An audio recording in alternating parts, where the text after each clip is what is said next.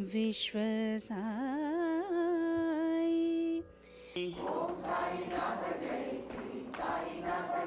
Recital of Satcharitra on Thursdays between 6 and 6:30 in the evening.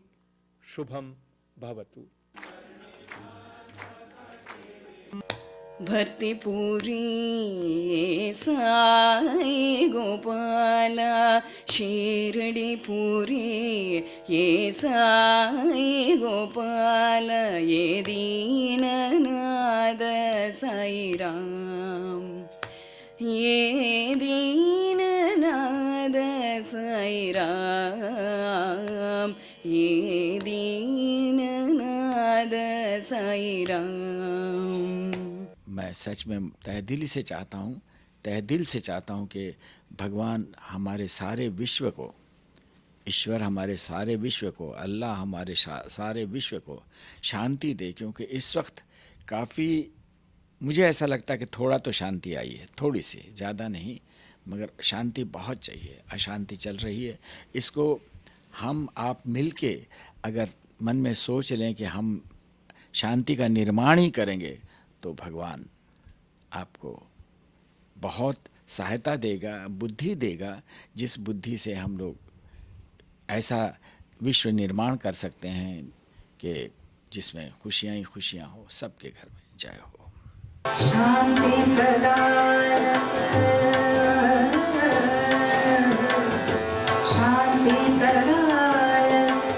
शरण चरण मिट जाए उड़दाम।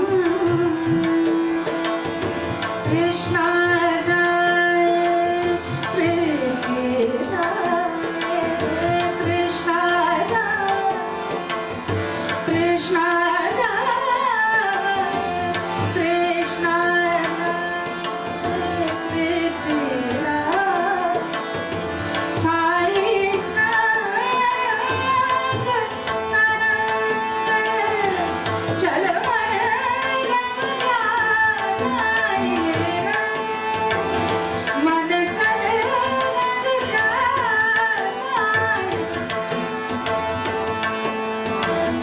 नमस्कार, शिरडी साई विश्व साई कार्यक्रम में आपका स्वागत है। मैं अशोक व्यास और आज के इस कार्यक्रम के क्रम को आगे बढ़ाते हुए आइए सुने वो मंत्रोच्चार जो हमारे भीतर से जागृत कर देते हैं प्यार।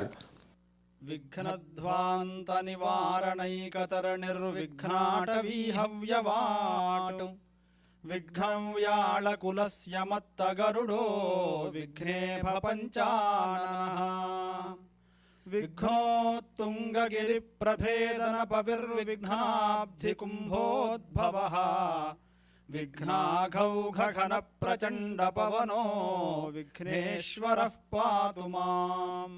सुमुखश्चैकदन्तश्च कपिलो गजकर्णकः लम्बोदरश्च विकटो विघ्नराजो गणाधिपः धूमकेतुर्गणाध्यक्षः फालचन्द्रो गजाननः वक्रतुण्डः शूर्पकर्णो हेरम्बस्कन्दपूर्वजः षोडशैतानि नामानि यः पठेत् शृणुयादपि विद्यारम्भे विवाहे च प्रवेशे निर्गमे तथा संग्रामे सर्वकार्येषु विघ्नस्तस्य न जायते। वक्रतुण्ड महाकाय सूर्यकोटिसमप्रभा निर्विघ्नं कुरु मे देव सर्वकार्येषु सर्वदा। श्रीमहागणाधिपतये नमः, श्रीमहासरस्वत्यै नमः, श्रीगुरुभ्यो नमः। हरिः ओम। That whenever we are engaged or absorbed in doing something which we like, it may be the work that you are doing which you enjoy, or your hobby, or any kind of an activity that you enjoy, the mind automatically gets focused upon that activity. Not a great deal of effort is required to keep the mind engaged in something that you like.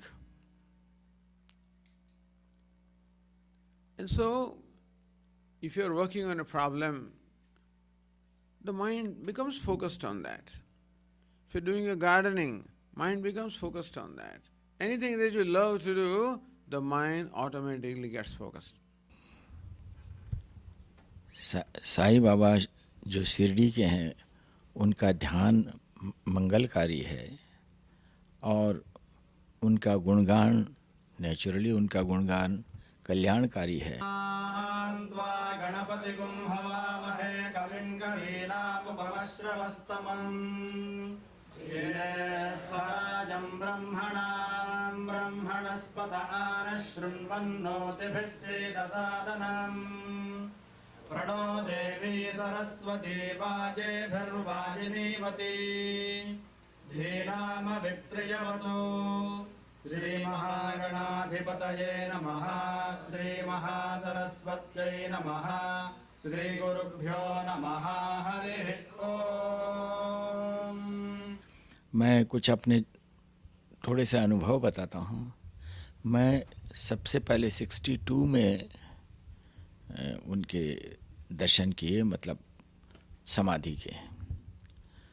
उसके पहले मैंने सिर्फ नाम ही सुना था। हमारे घर में जो मतलब इनकी चर्चा यूँ होती है कि मेरे घर में भी किसी ने पहले दर्शन नहीं किए थे, मगर मेरे पिताजी पंडित मोतीराम जी वो नागपुर में रहा करते थे, नागपुर वर्धा। तो वहाँ पे एक ताजुद्दीन बाबा थे, इनके कॉन्टेम्पररी साईं बाबा के। और ऐसे ही एक अक्कलकोट महाराज जो गुलबर्गा और शोलापुर के बीच में अक्कलकोट आती हैं, जगह आती है, वहाँ पे रहते थे। ये तीनों ही कॉन्टेम्पररी थे और इन तीनों में एक चीज़ अजब थी कि अगर कोई साईं बाबा के पास चला गया तो कहते थे बेटा कल तुमको जवाब दूंगा। तो कल कहते थे कि देखो तुम अक्कलकोट चले जाओ, वहाँ ही तुम्हारा निदान होगा, जो तुम्हारी मुश्किलात है, जो तुम्हारा जो भी कुछ है वो वहाँ पे है, मेरे पास नहीं है। और कोई ताजुद्दीन बाबा के पास जाता था तो वो कहते थे बेटा बहुत अच्छा हुआ तुम आ गए, मगर तुमको तो शिरडी जाना चाहिए। इस प्रकार का कुछ वो तीनों में एक सामंजस्य था, कुछ भावनाएं मिली हुई थी। और एक हमेशा क्यों ऐसा करते थे पता नहीं, ये इनके पास वो उनके पास, ऐसा त्रिकोण चीज़ें बनती रहती थी। तो मेरे पिताजी ताजुद्दीन बाबा के भक्त थे। वो हमेशा मेरे पिताजी को कहा करते थे कभी समय मिले तो शिरडी जाना। I would request you to share a little bit more in terms of, it's a mysterious area and you may or may not want to share exactly, but someone who is an outsider, who is not aware about the relationship between a devotee and the deity, if there is anything that can help one understand. Okay, maybe it's personal experience because I say miracles are always personal. And I don't know whether anybody appreciate the personal experience, but I want to share my personal experience and how I got very close to Baba. So when I started going to Shirdi, then I started reading Satcharitra and took a lot of interest in this, reading Satcharitra. When you read Satcharitra, you get a lot of bliss, such unknown bliss. Your eyes will tear, and then you have some kind of the unknown experience of the happiness. So I started reading Satcharitra when, during the 1980s time in Shirdi, and there were not, of course, the crowds used to be there, but they used to allow us to sit in the Dwarkamai itself and start reading Satcharitra anytime, any number of hours you can spend there. So I wanted to read the whole Satcharitra sitting in Dwarkamai. So Baba's gave me the, the blissful experience there. So I was sitting there and started reading Satcharitra and placing my hand on the stone where Baba used to take shower. So that was a great experience I had. So I read the whole Satcharitra in one day. That day, of course, everybody knows that Baba has some special liking for some special foods like, Puran Poli, for example, because that the story also is there in Satcharitra. I was reading Satcharitra, then suddenly, in the Dwarkamai, the local Shirdi folks, and that they bring at 12 o'clock lunch for Baba, and they offer him before they partake. So that day, that day they came, somebody came and then brought a lot of Puran police. I was reading Satcharitra, then suddenly, I opened my eyes and the left saw that, and somebody was offering Puran police. Then I was so happy that somebody was offering what Baba wanted and Baba likes. So that's one thing. And then suddenly, and somebody came and put beautiful garland and Baba's photograph on Dwarka Mai. In the where Baba's photograph was there. Then I saw that, and then it's beautiful. This is a great garland. Somebody put it. Then I again started reading the Satcharitra. And that point in time, that the priest came from somewhere, and then came inside and took out that mala and gave it to me. And that's great. So then Satcharitra was over, and then I was the 12:30 night afternoon Harati was over. Then I was sitting outside the Dwarka Mai on a platform. And what they do is in Shirdi, after the Harati was over, then the Samsthan put all the, whatever they offered to the Baba on the one corner of Dwarka Mai in one pot, the prasad, for people can take. So I was sitting there, and then there was a lot of crowd, and people were really fighting to get, piece of it. So I was thinking, how do you get that kind of prasad? I will not be able to get it because I'm, a lot of people there. And then when the thought came, the next minute, there was one old lady and limping and came all suddenly from somewhere, and she was shouting around. Then because of that, her shouting, everybody gave her way. So she went straight to the pot where the prasad was kept, and she took prasad, and then limping stayed and came walking to me and gave me one full Puran pool in my hands and disappeared. She did not take it. She did not talk to anyone. She left it. So that's my, I know it's Baba only. So that's the kind of experience I have. So then afterwards the journey started, and then, so more and more towards Baba, I came closer. That if you want your mind to remain focused on an object of your choice, then there should be a liking. What is it that makes the mind focused upon something? When the mind likes it, when the mind enjoys it. This is an important thing. So by meditation here, we mean not just a flow of thought on any topic or any object. With that kind of meditation, we are familiar. मैं भाग्यशाली हूँ कि मैं साईं बाबा के पास जाता हूँ, उनकी समाधि पे गाता हूँ. पहली बार 62 में मैं ऐसे हारमोनियम लेकर गा लिया. उसके बाद उनका जन्मदिन था कि 67 वगैरह ऐसे होगा, तो उसमें इंचार्ज थे सी रामचंद्र, जो बड़े म्यूज़िक डायरेक्टर थे. तो उनको ये प्रोग्राम का इंचार्ज बनाया था कि संगीत आप देखिएगा. तो हमें भी उन्होंने मौका दिया गाने का. तो हम तो साईं बाबा की महिमा के बारे में इतना ही जानते हैं कि भाई बहुत बड़े संत हैं, और जिसको भी जो आशीर्वाद दे दें वो फलता है. आज भी फलता है, और आज तो मेरे ख्याल में बहुत ज़्यादा ज़ोर से फलता है. कमाल है. जो जो दिन बीतते जा रहे हैं, त्यों त्यों साईं बाबा की महिमा अद्भुत और बढ़ती जा रही है. मैं मगर इतना बाबा की कृपा है कि जब भी जाता हूँ तो मुझे समाधियों वगैरह धोने का चांस मिलता है. मैं समाधि को धो के और फिर वहाँ पे चद्दर उधर चढ़ा के, क्यों इतनी कृपा है. तो उस टाइम पे मैं जब गया था, साईं के दरबार करके मैंने कुछ अड़ाने में गया था, वो मैं भूल गया. क्यों भूल गया पता नहीं. सेकंड टाइम मैं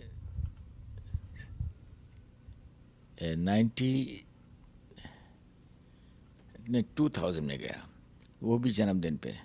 तो 2000 में मुझको बुलाया था, तो मैं गया, मगर मैं पहुंचा वहाँ के रात में 2 बजे. तो वहाँ पे लोग उन्होंने रिसीव किया और कहा कि पंडित जी कल दोपहर के 2 बजे आपका गाना है.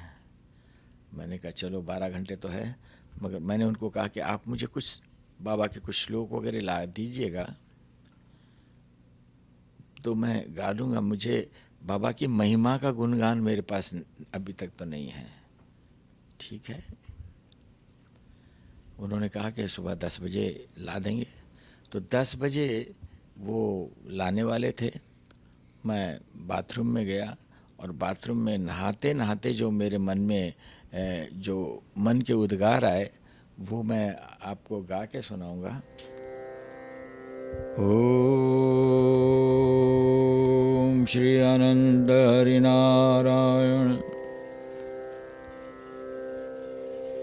साईं बचन कछु बोलो ना, कछु बोलो ना, कछु बोलो ना, साईं बचन कछु बोलो ना, कछु बोलो ना, कछु बोलो ना, कछु बोलो ना, कछु बोलो ना। तुम्हारे बचन, तुम्हारे बचन सुनन को आतुर, तुम्हारे बचन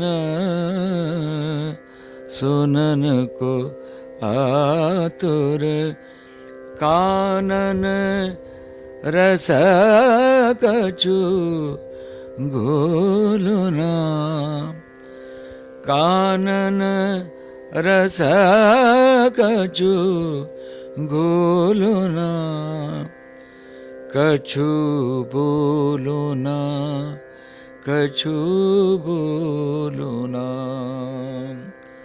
साईं बचन कछु बोलो ना। Meditation is when the mind maintains the flow of the same kind of thoughts based upon Ishvara. Based on Ishvara means based on God. So meditation that we are talking about is meditation upon God in one way or the other, where the mind is able to maintain its focus for a length of time. We do not have much problem in focusing mind on things that we like. While we're watching a movie, the mind remains focused there without any great effort. While playing, while doing something that we like, there's not much difficulty in the mind remaining focused on that because you enjoy doing it. So, secret of meditation is enjoying what you are meditating upon. If you can enjoy, suppose you want to meditate upon Lord Shiva, for example. So let's say Lord Shiva or even Sai Baba is what you want to meditate upon.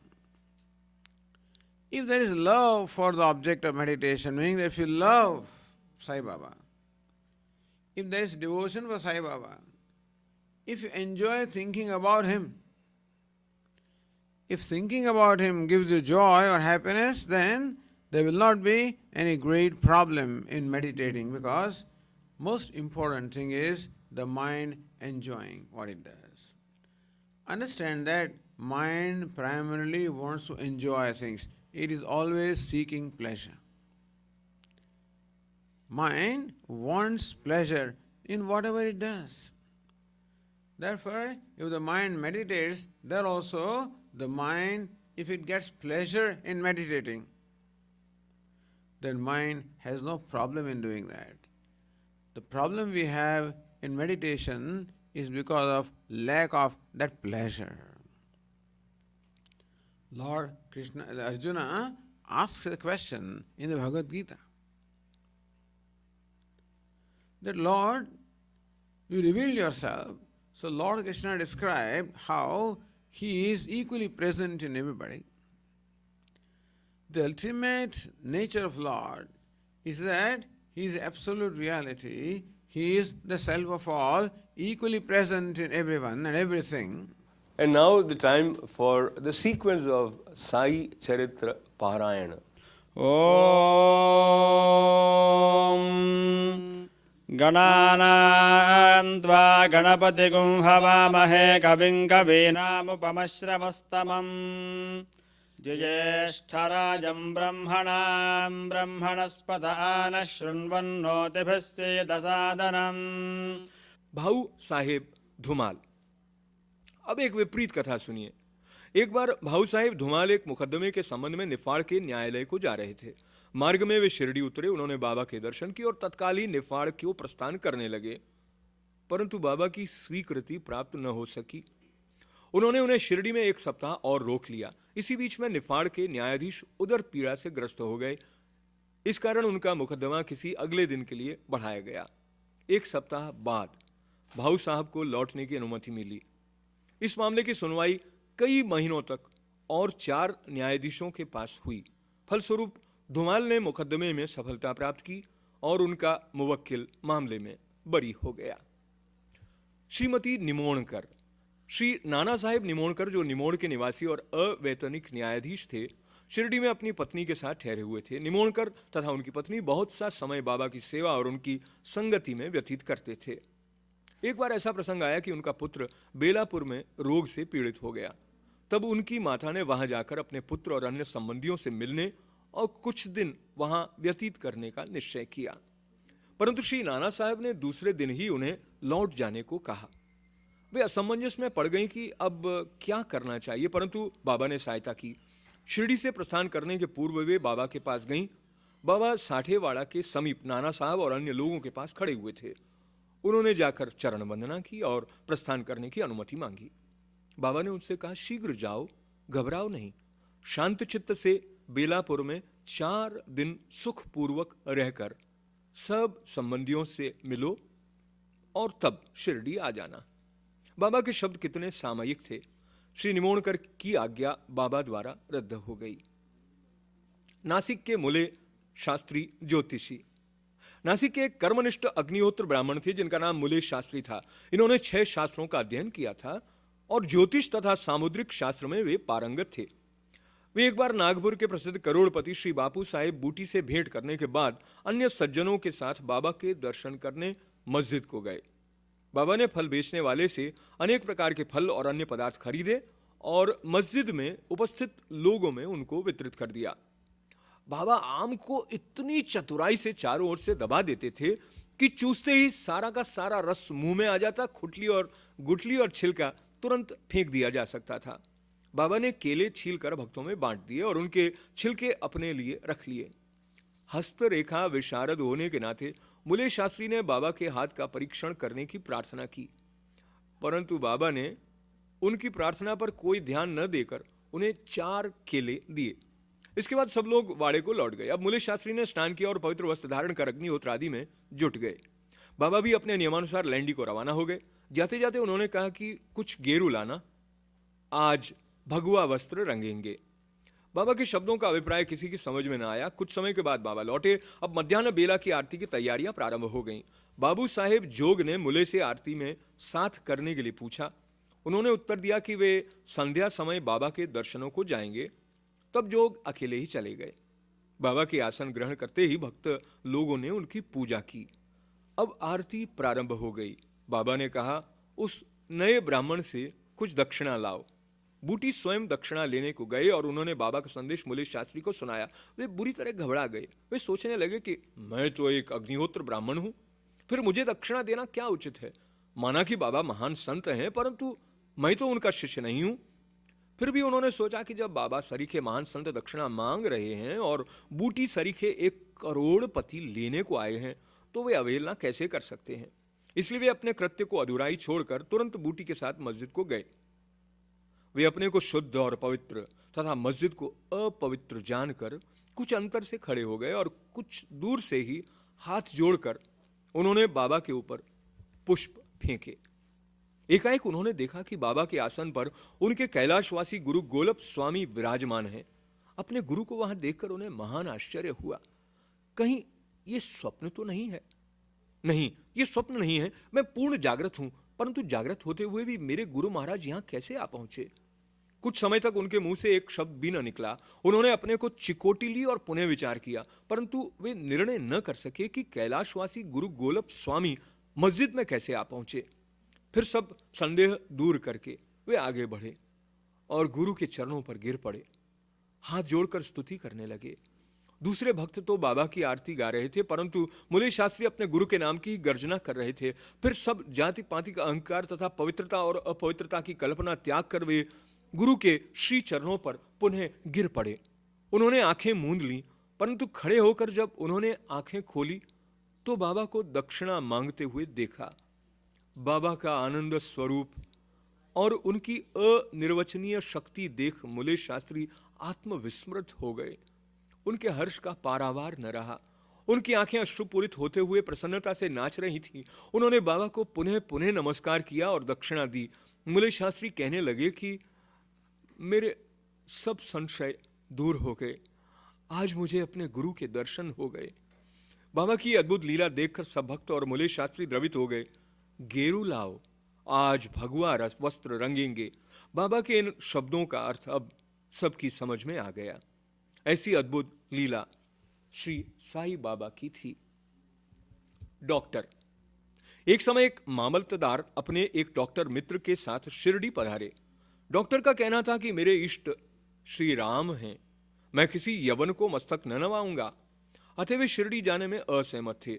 मामलतदार ने समझाया कि तुम्हें नमन करने को कोई बाध्य न करेगा और न ही तुम्हें ऐसा करने को कोई कहेगा, अतः मेरे साथ चलो, आनंद रहेगा। वे शिरडी पहुंचे और बाबा के दर्शन को गए, परंतु डॉक्टर को ही सबसे आगे जाते देख और बाबा की प्रथम चरण वंदना करते देखकर सबको बड़ा विस्मय हुआ। लोगों ने डॉक्टर से अपना निश्चय बदलने और इस भांति एक यवन को दंडवत करने का कारण पूछा।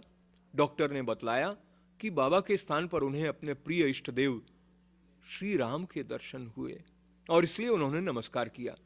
जब वे ऐसा कह ही रहे थे तभी उन्हें साईं बाबा का रूप पुनः दिखने लगा। वे आश्चर्यचकित होकर बोले, क्या ये स्वप्न है?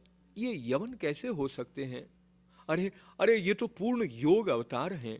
दूसरे दिन से उन्होंने उपवास करना प्रारंभ कर दिया। उन्होंने प्रतिज्ञा की कि जब तक बाबा स्वयं बुलाकर आशीर्वाद नहीं देंगे तब तक मस्जिद में कदापि न आऊंगा। इस प्रकार 3 दिन व्यतीत हो गए। चौथे दिन उनका एक इष्ट मित्र खान देश से शिरडी आया। वे दोनों मस्जिद में बाबा के दर्शन करने गए। नमस्कार होने के बाद बाबा ने डॉक्टर से पूछा, आपको बुलाने का कष्ट किसने किया? आप यहां कैसे पधारे? ये प्रश्न सुनकर डॉक्टर द्रवित हो गए और उसी रात्रि को बाबा ने उन पर कृपा की। डॉक्टर को निद्रा में ही परमानंद का अनुभव हुआ। वे अपने शहर लौट आए तो भी उन्हें 15 दिनों तक वैसा ही अनुभव होता रहा। इस प्रकार उनकी साई भक्ति कई गुना बढ़ गई। इन कथाओं की शिक्षा विशेषतः मुले शास्त्री की यही है कि हमें अपने गुरु में दृढ़ विश्वास होना चाहिए। अगले अध्याय में बाबा की अन्य लीलाओं का वर्णन होगा। श्री सद्गुरु साई नाथार्पणम अस्तु। शुभम भवतु। नमः सोमाय च रुद्राय च नमस्ताम्राय च अरुणाय च नमः शङ्गाय च पशुपतये च नमः उग्राय च भीमाय च नमो अग्रे वधाय च नमो हन्त्रे जहनीयसे च नमो वृक्षेभ्यो हरिकेशेभ्यो नमस्ताराय नमः शम्भवे च नमः शंकराय च मयस्कराय च नमः शिवाय च शिवतराय च। It has been great being with you in this episode of Shirdi Sai Vishwa Sai. Thank you very much for being with us. Sai Ram. Namaskar.